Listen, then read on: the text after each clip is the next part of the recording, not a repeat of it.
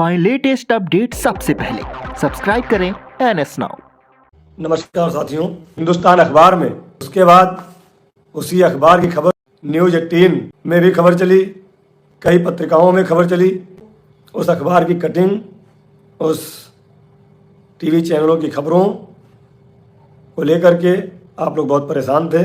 आपने देखा कि जब सारे लोग हिम्मत हार चुके थे, सारे लोगों ने घर से निकाल कर दिया था, तो उत्तर प्रदेश प्राथमिक शिक्षा मित्र संघ के सिपाहियों ने, सभी पदाधिकारियों ने हिम्मत करके एकजुटता दिखाते हुए धीरे धीरे सरकार और शासन से वार्ता कर, कार्यक्रम कर, आंदोलन भी किया गया, वार्ता भी की गई।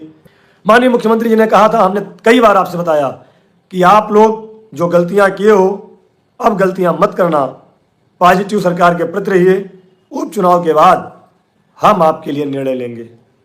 और उस बीच में आपने देखा होगा, माननीय MLC श्री चंद्र शर्मा जी के साथ, माननीय MLC श्री हंसराज विश्वकर्मा जी के साथ हम लोगों ने प्रमुख सचिव बेसिक शिक्षा, माननीय बेसिक शिक्षा मंत्री जी से लगातार संपर्क समन्वय बना करके रखा और अपनी बातों को बताते रहे।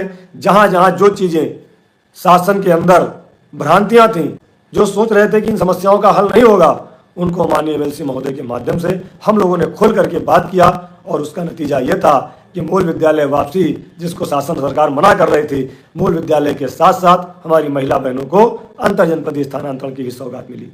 तो ये सब चीज़ें पॉजिटिव वे में होते हुए, ये सब चीज़ें जब अधिकारी महोदय लोगों को समझाई गई और माननीय MLC महोदय लोग बैठे, 3-3, 4-4 MLC लोग बैठे और एक एक चीज़ पर जब चर्चा 1-1 घंटे की हुई, हर चीज़ की समस्या का समाधान, 2-2, 3-3 समाधान बताए गए। अब उसके बाद आपने देखा, जो ये भी आयुष्मान योजना की व्यवस्था बनाई है सरकार ने, चीफ सेक्रेटरी महोदय के यहाँ उत्तर प्रदेश राज्य कर्मचारी संयुक्त परिषद के महामंत्री आदरणीय RK निगम जी के साथ जब हम लोग बैठे थे, उन्होंने कहा कि आयुष्मान योजना भारत सरकार की योजना है, इसमें हम केवल शिक्षा मित्रों को लाभान्वित नहीं कर सकते हैं, इसके लिए हम जितने भी संविदा कर्मचारी हैं सबको लाभ देंगे, तभी इनको भी लाभ मिल पाएगा।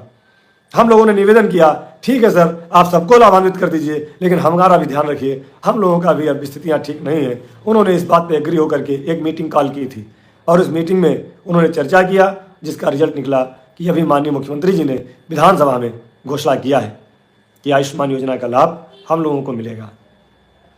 साथियों, इसी तरह माननीय प्रमुख सचिव, श्रीमान प्रमुख सचिव माननीय मुख्यमंत्री जी से जब हम लोग मिलने गए, तो उन्होंने पूरी कहानी बताई कि सरकार तो देना चाहती है, लेकिन आप लोग ले ही नहीं पा रहे हो। हर समय सरकार का विरोध करना, ये अच्छी नीतियाँ नहीं है। साथियों, ये 28 अगस्त की बात मैं कर रहा हूँ। 28 अगस्त 2024 को हम लोग मिलने गए थे और जब उनसे कहा कि सर 5 सितंबर को हम लोग आ रहे हैं धरना देने, तो उन्होंने कहा था, आइए धरना दीजिए, लाठी खाइए, जेल जाइए, घर जाइए, सरकार कुछ नहीं करने वाली। अगर सरकार से मिल करके, सरकार से बात करके कुछ अच्छा कर लोगे तो आपको सरकार की सौगात मिलेगी। यही बात 5 सितंबर के धरने में जब माननीय मुख्यमंत्री जी के OSD महोदय से मुलाकात हुई, तो उन्होंने वार्ता करके कहा कि आप लोग धरना खत्म करिए, ये धरना अच्छी बात नहीं है। शिक्षक दिवस के दिन आप लोग अपने घर जाइए और आपकी समस्याओं का समाधान माननीय मुख्यमंत्री जी करेंगे। माननीय श्रम मंत्री अनिल राजभर जी से हमने बात किया कि माननीय मुख्यमंत्री जी ने संविदा कर्मियों को 16 से 20 हज़ार के बीच में घोषणा कर दिए हैं और हम लोगों का क्यों नहीं किए, हम लोग क्या करें, हम लोग अब कहाँ जाएं। उन्होंने कहा था, अरे भाई मास्टर लोग, तुम लोग संविदा कर्मचारियों से अलग हो। संविदा कर्मचारी किसी को 3 महीना हुआ है, किसी को 3 साल हुआ है, किसी को 10 साल हुआ है। तुम 24 साल से 25 साल से विद्यालय में पढ़ा रहे हो, आप मास्टर लोग हो, आप लोगों की व्यवस्था जो भी होगी वो अलग होगी, संविदा कर्मचारियों की अलग व्यवस्था है और उसके लिए माननीय मुख्यमंत्री जी आप लोगों के लिए कुछ अच्छा करेंगे। और उन्होंने कहा भी था कि इनसे अच्छी व्यवस्था आपकी होगी। मैं धन्यवाद दूंगा माननीय मंत्री जी को। मैंने 5 सितंबर के बाद से लगातार आपसे एक बात कही है कि अब शिक्षा मित्रों को धरना देने की आवश्यकता नहीं पड़ेगी। ऐसा हमारे संरक्षक माननीय MLC महोदय, माननीय शिक्षा मंत्री महोदय और माननीय मुख्यमंत्री महोदय जी के द्वारा आश्वासन दिया गया था। किसी भी खबर को लेकर के आप लोग परेशान मत हुआ करें। हिंदुस्तान अखबार में एजुकेशन डिपार्टमेंट देखने वाले बड़े भाई अजीत जी के द्वारा खबर लिखी गई है। आज हमारी उनकी वार्ता भी हुई है। जिस दिन हम लोग प्रमुख सचिव महोदय से मिले थे, उस दिन भी वह वहाँ पर बैठे हुए थे और हम लोगों की वार्ता आमने सामने देखा भी था। तो आज की जो खबर उन्होंने लिखी है, उनका कहना है कि ऐसा अधिकारियों के द्वारा वार्ता में बताया गया है। उन्होंने इसकी पुष्टि की है, लेकिन हम आप सबसे निवेदन करते हैं कि हम पुष्टि तभी यकीन कर पाएंगे जब इस खबर का शासनादेश जैसे उस दिन जारी हुआ था, ऐसे शासनादेश लेकर के हम आएंगे, तभी हम इस पर यकीन करेंगे, तभी हम इस पर विश्वास करेंगे। अभी हाँ, क्षणिक खुशी देने वाली ये खबरें हैं, लेकिन जब तक इन पे इम्प्लीमेंट ना हो जाए, इनका शासनादेश ना आ जाए, तब तक हमें सजगता से रहना है। हमें अपने साथियों का भरोसा बना के रखना है। हमें एकजुटता की माला में बंध के रहना है, कहीं से नकारात्मक नहीं होना है। उसके बाद हमारे पैरवीकार माननीय एमएलसी महोदय से भी वार्ता हुई, उन्होंने प्रमुख सचिव महोदय से भी वार्ता किया, तो वहाँ से भी ये बात निकल के आई कि अभी ये प्रपोजल के लिए व्यवस्था की गई है, लेकिन अंतिम निर्णय कैबिनेट के द्वारा माननीय मुख्यमंत्री जी को लेना है। इसलिए अभी कोई जल्दबाजी मत करिए, अभी कोई भी खबर ऐसी मत फैलाइए कि जिससे नकारात्मकता फैले।